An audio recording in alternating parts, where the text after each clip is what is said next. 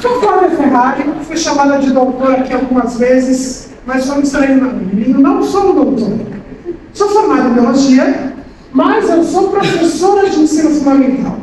Era agora para eu estar numa sala de 6º ano, com crianças de 12 anos completamente malucas, e eu consegui fugir. Obrigada, Isa. Uma sexta ainda, sextou. E eu escrevo material didático também. Então eu trabalho escrevendo materiais para o Plano Nacional de Livro Didático para o mercado. E como é que eu vim parar aqui, né? Então como é que eu passo aqui? Deixa eu ver. Foi. Bom, não tenho conflito de interesse. Eu devia estar em sala de aula.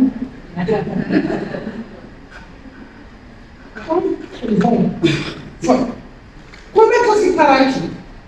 Eu vim parar aqui porque na bio eu resolvi me meter com centro acadêmico, coisas assim, e acabei ficando conhecida pelos professores.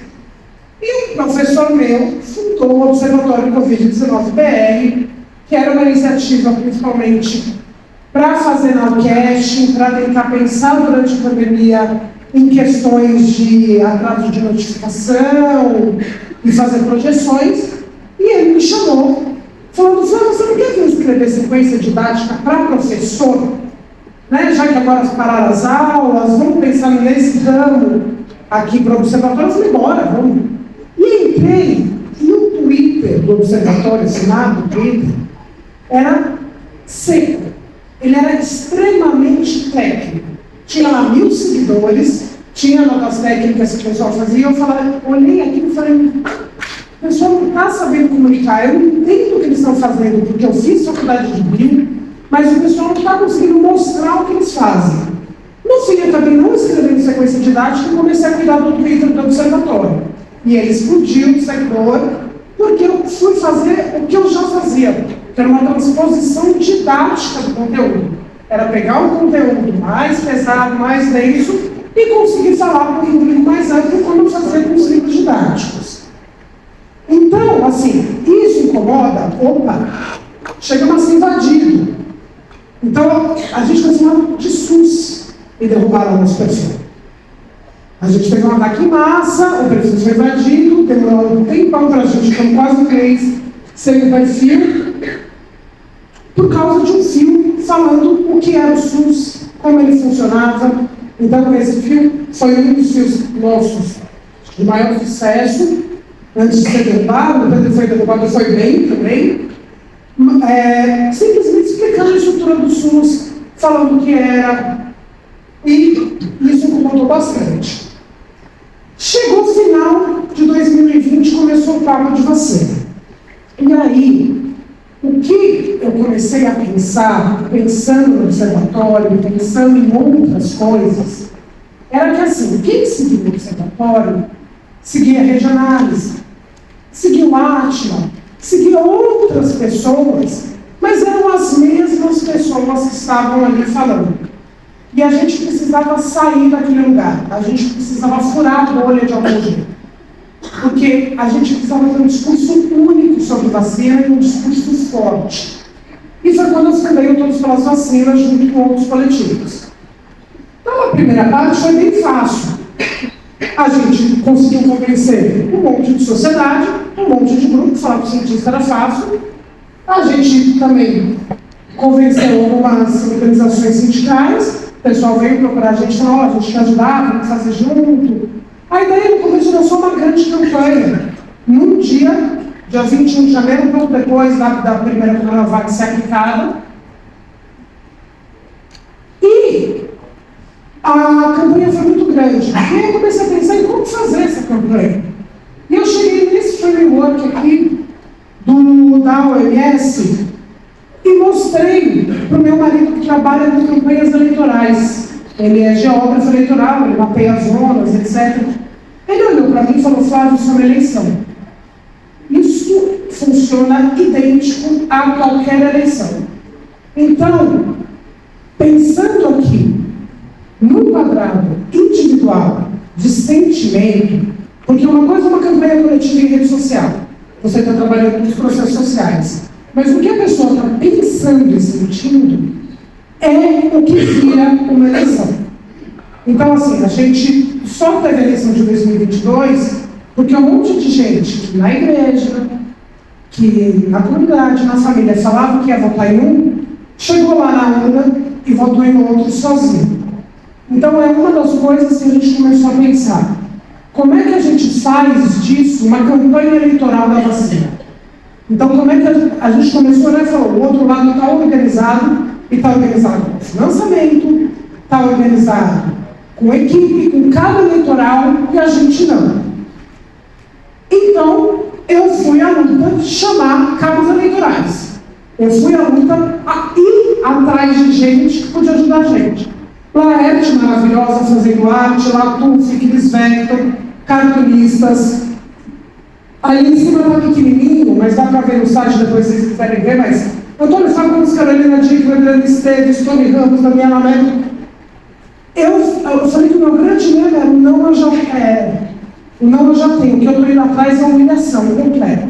Eu mandava e-mail para Deus o mundo, falando, oi, tudo bom? A gente está querendo fazer uma campanha de vacina, você não quer ajudar? Mandar um vídeo.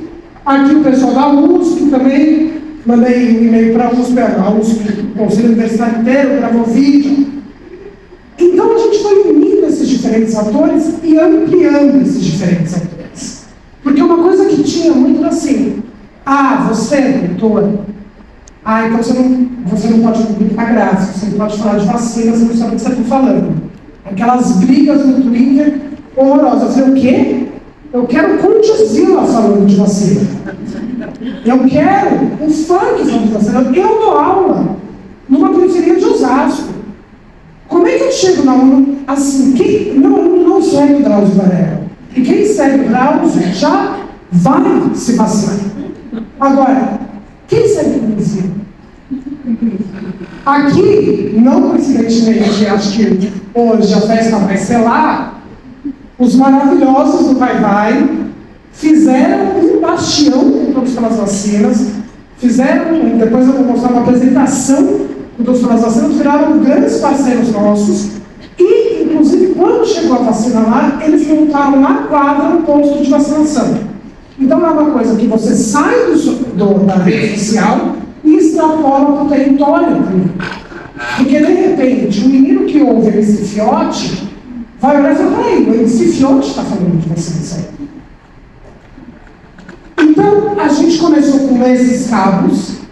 Então, aqui um vídeo dos Porta dos Fundos, um vídeo do Andy Rodrigues, falando qual vai ser a minha make na hora que eu for vacinar. Não, ele não está passando nenhuma grande informação científica, mas ele está botando o debate na roda. E era disso que a gente precisava, do debate na roda. Supla Papito falando que não vai virar jacaré, todos eles usando a hashtag, todos pelas vacinas, galinha pintadinha, ou seja, eu estou pensando em diversos públicos, porque não adianta, não existe divulgação científica para você falar qual é seu público-alvo. Geral. Geral só para atingir ninguém. Então, assim, a ideia aqui era conseguir que criassem diversos públicos com diferentes linguagens. Até que isso virasse meme. Que o anônimo postasse com a hashtag todos pelas vacinas quando ele e as amigas forem no postinho tomar vacina. E virou um meme. Então, era uma ideia da gente conseguir massificar esse debate nas redes sociais usando a mesma ideia do inimigo. E viralizou. Aqui, a gente no Trending Topics repara o tema. K-pop. K-pop todos para os vacinas. Por quê? Porque o fandom dos K-pop, em especial, e aqui eu faço questão de citá-las, o Army Help the Planet, fez um girão para subir a hashtag para que a gente pudesse ficar em primeiro lugar. Eles são extremamente organizados, eles conseguem pensar em diversas causas, e eles se organizaram para conseguir, em uma hora, tweetar 21 vezes a hashtag para que começasse a aparecer, para que as pessoas começassem a falar. Então, e isso acabou espalhando, deu notícia, apareceu no Jornal Nacional, até hoje, toda vez que eu mostro essa foto, meus alunos, meu Deus, professor! Eu uso isso para eles conseguirem ficar quietos. uma campanha que a gente fez no Carnaval, essa campanha que o Vai participou, junto com a Liga das Escolas de Samba também, que a gente pintou no sambódromo a hashtag Todos pelas Vacinas. Tem um vídeo com a ONU publicou no YouTube deles. Se vocês procurarem Todos pelas Vacinas, vamos ver o que vocês acham. Eu fiquei com medo da minha fala, então eu não coloquei links aqui clicáveis. Eu não sei exatamente, eu não vou passar muito tempo, porque senão eu não tenho essa moral toda assim, sabe? E lá para 2021, então já tinha um tempo de campanha, todos acabam virando um movimento grande, a gente fundou um instituto, que é o Instituto Mário Schember. Por que Mário Schember? Porque une política, porque o que a gente faz é político, une cultura e une ciência. Então a gente achou que era o melhor nome, o nome mais amplo que podia ser representado entre essas três coisas. Porque, na verdade, assim, quando eu fui fazer a pintura do sambódromo, a gente conseguiu um financiamento para comprar as tintas, tá? Um apoio para pagar os artistas no meu CPF. Eu falei, bom, um dia a receita vai bater, eu não vou saber explicar com o salário de professora que eu estou fazendo. E daí, uma das ideias era fazer o CNPJ para conseguir também começar a concorrer com editais e etc. E o Instituto começou a fazer parceria com cientistas de dados e com as redes sociais, fazendo alguns brand lifts. Então, a Meta fez, por exemplo, alguns testes com a gente, olhando nossas campanhas, impulsionando nossas campanhas e colocando antes alguma pergunta para ver o que as pessoas respondiam. Então, por exemplo, nos últimos 2 dias, com qual frequência você usou uma máscara em público para se prevenir? Então, aqui a resposta das pessoas. Que daí era o cinza era o controle, cinza era o anúncio, e a outra era vendo o anúncio. Esses foram os alcances que a gente conseguiu, por exemplo, nessa campanha de máscara. Só que, vamos falar do outro lado. Só que aquele discovery do Google, sabe quando você gira e vai ver notícias? Foi uma notícia impulsionada pela The Times, que é uma organização que está ligada aos antivax, como uma notícia em saúde, aqui, receptores da vacina Moderna têm maior risco de desenvolver doença crônica. Impulsionado, no Google, patrocinado. Aqueles que quando você vai em algumas páginas de notícias, você vai descer como aqueles tabula. Mulher em Osasco perde 30 quilos. Isso aqui também, junto. E a gente começou a coletar, a gente chegou a divulgar alguns desses relatórios, tem no nosso site. Eu marquei esse relatório em específico para mostrar mais ou menos como é que o pessoal funciona. Você consegue olhar no Twitter, e daí tem algumas técnicas para isso, ver quando que os robôs são programados para agir em determinado tempo. Porque eles postam 0000, né? Você consegue programar os segundos para a postagem. Então, se você tem um grande volume do 00 de segundo, é sinal de que é robô. E essa semana específica, de 25 de março do ano passado a 1 de abril, estava no meio da crise de dengue, os robôs estavam alucinados até a semana anterior. Essa semana eles pararam. E a gente colocou aqui, ó, não houve atuação significativa do perfil, mas a gente viu que os robôs pararam. Historicamente, esse padrão de dispersão e reatividade excessiva dos movimentos contrários à imunização e às políticas públicas para a saúde ocorre como fase preparatória para uma reorganização dos recursos. A gente publicou isso no dia 1 de abril. Dia 4 de abril, Elon Musk publicou os Twitter Files e começou a atacar o Alexandre de Moraes.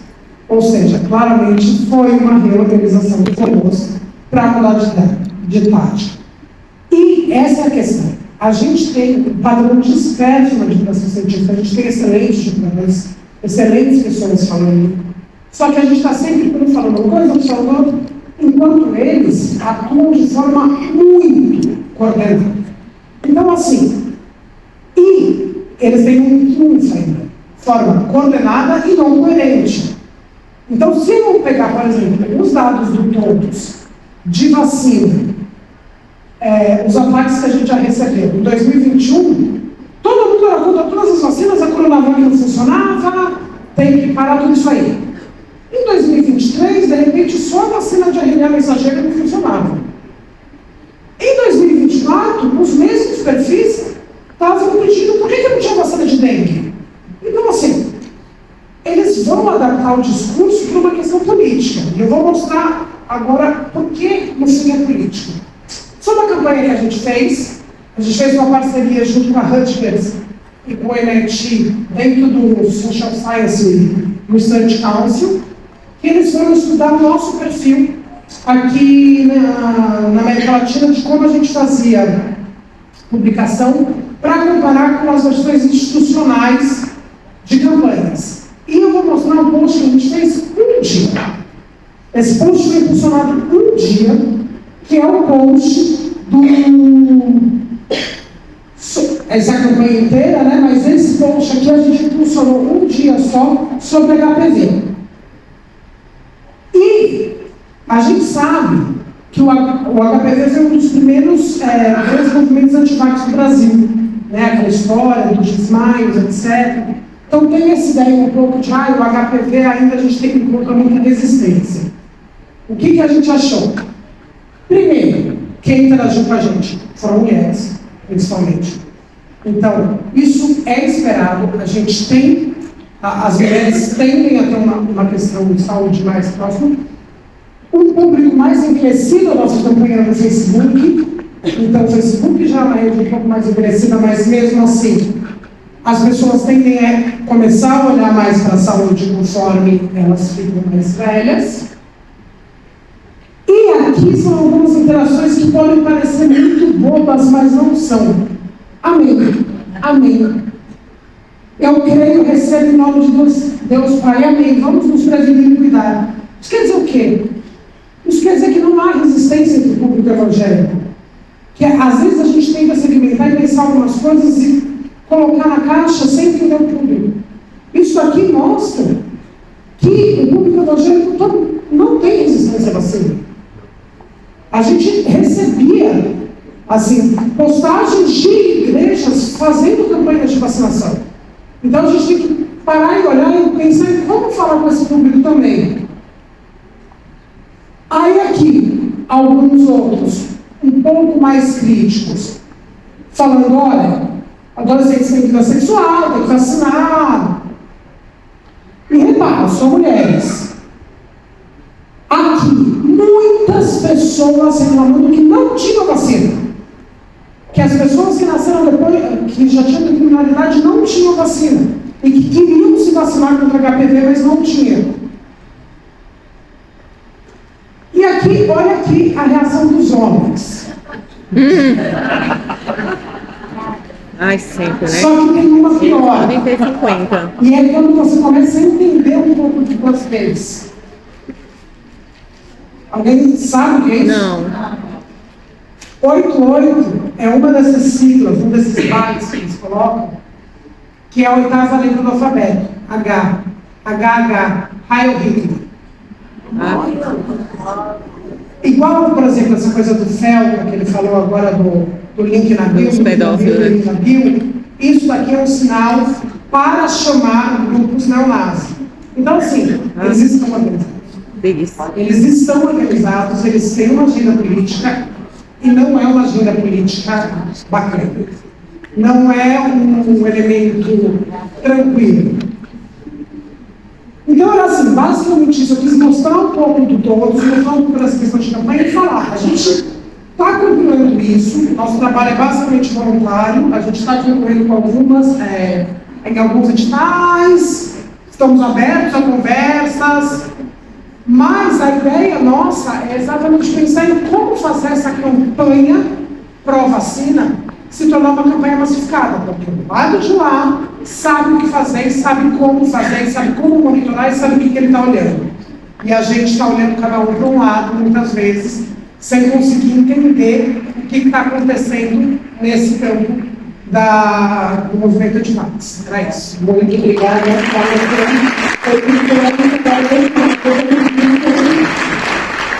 Para que eu queria falar sobre conveniência.